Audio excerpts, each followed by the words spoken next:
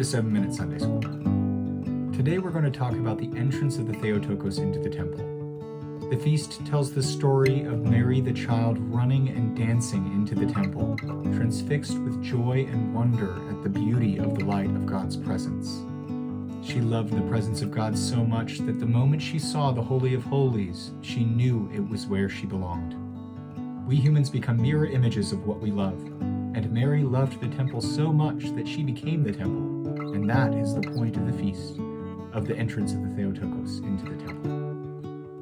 Most parents will find it extremely difficult to imagine giving up their 3-year-old to live far away from them. It doesn't make sense unless we imagine how much joy the tiny Mary must have had in her entrance into the temple. To let your child leave you and stay with someone else, you must know that they are completely safe and loved where they will stay.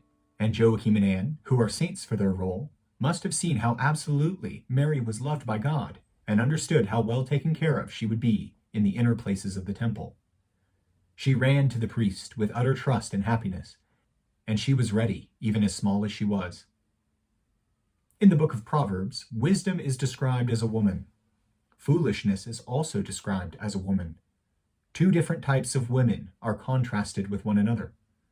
Folly has the kind of beauty that points to herself as worthy of worship. Wisdom has the kind of beauty that constantly points beyond herself to the most beautiful thing of all. Folly becomes a black hole of nothingness, absorbing those who fall under her spell and rendering them powerless and useless for anything but to die. The more wisdom points beyond herself up the mountain to the altar, where God's presence dwells, the more she becomes a mirror for all the qualities of God. Church tradition tells us that when Mary was a little girl, she was already wise.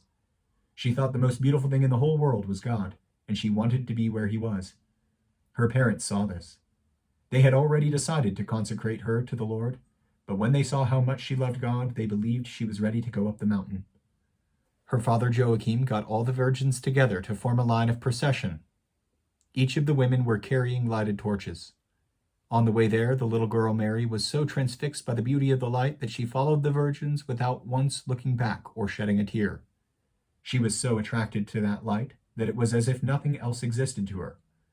When her parents saw that she was so enraptured by God and had so much joy in approaching the temple, it confirmed to them that she was ready to go, even as a 3-year-old. The icons depicting the scene show a tiny Mary looking like a tiny adult bride, not because she didn't have a child's natural childlikeness, but because she was ready as a grown-up woman is to get married, to embark on her purpose in life.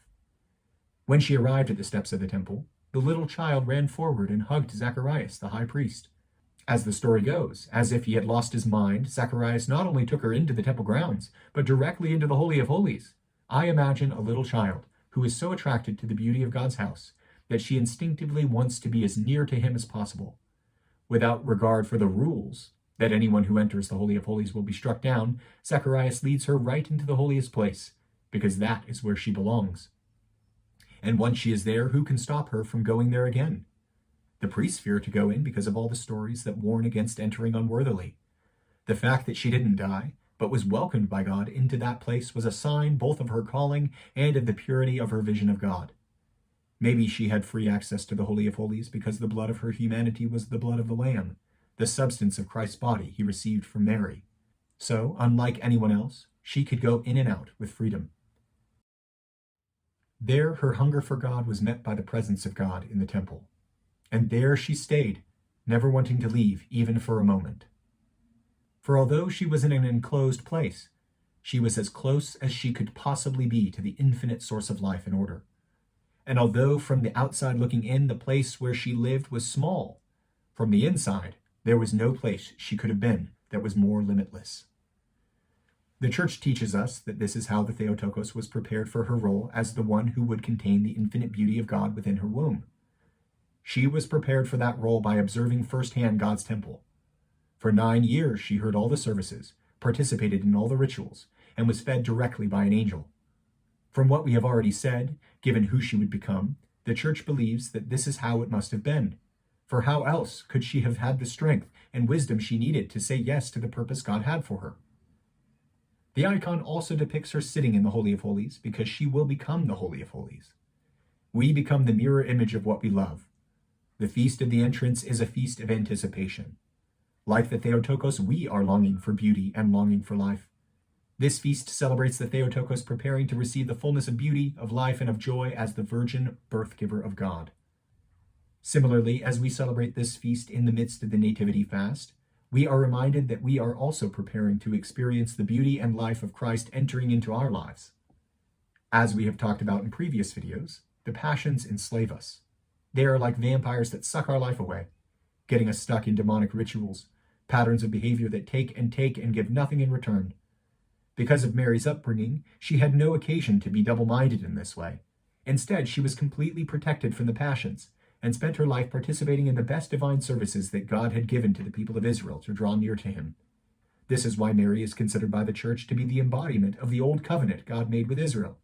Her entire life was shaped by her love for God's law to such an extent that she became the law. The Theotokos is called the temple, the gate, the door. She eventually had to accept this role consciously and willingly, and so she couldn't have been enslaved to any other passion, as we will discuss later in the Feast of the Annunciation. But in this feast we celebrate the joy she had and the love of God she had that made it possible for her to accept the impossible. Because of the life of the Theotokos and the incarnation she made possible, we are also able to draw near to the Holy of Holies and even become the Holy of Holies ourselves as the beautiful place where the Holy Spirit dwells. Like her, we will become ordered, otherworldly, and beautiful, just as God is beautiful. The Theotokos entered the temple in order to prepare herself to become the temple of the living God. She lived in the Holy of Holies in order to become the Holy of Holies, where God's presence would come to dwell. And in imitation of her, we likewise prepare our hearts to receive Christ into the temples of our bodies.